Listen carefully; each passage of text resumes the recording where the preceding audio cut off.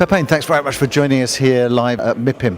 It would be good to get, I guess, your view on the outlook for the market. What we're seeing in the market, it's actually challenging. Everyone knows, but the funny thing is, we were here exactly a year ago. It was perfect weather, sunny, very nice, and there was a lot of hope in the market.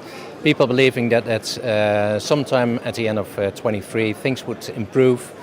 We would move on with our lives, and certainly from a development perspective, new things were possible. It's a year later, the weather's still beautiful and there's still hope. So we didn't come forward at all, it seems, and it feels. And that's also still what I keep hearing from a lot of people. A lot of the same stories that we heard last year. People believing that later this year things might change, and then investors will be back and developments will start again.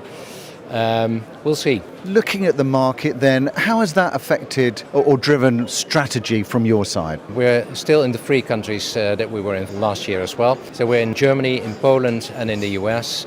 And I have to say, some markets are doing better than other markets, with Germany being an enormous challenge from different perspectives. Development costs, construction costs have gone up significantly by about 40% since the start of COVID. In addition, there are an increasing number of ESG requirements, not just from banks and investors, but also from legislative bodies that have increased construction costs by a further 15%. So it's simply almost not feasible anymore in Germany to develop. And the one thing that needs to happen is construction costs coming down and land costs coming down significantly.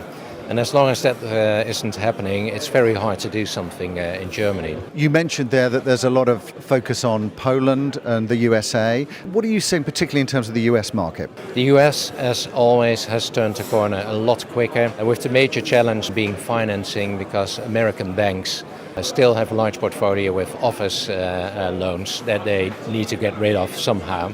But then again, we do see very positive developments, both demographically as well as on the construction side and investor side. So the market is starting to move again. Exactly the hope that we had a year ago, you see happening in the US. Lots of focus on CE at the moment, particularly Poland. So where are the opportunities there for you? Poland, of course, a country where there's much more opportunity. Certainly since the number of people living in Poland has increased with 2 or 3 million Ukrainians coming to the market. That has helped. It's a market where there's still a lot of demand for property to be built. So we're developing retail parks, and there's still a lot of smaller cities, so 50,000 inhabitants and less even, where there's no retail infrastructure, which means that we can still develop.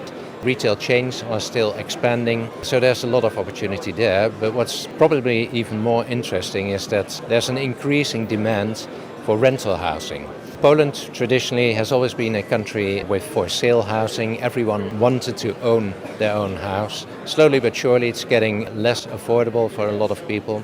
And you see a younger generation coming to the market who do not want to own.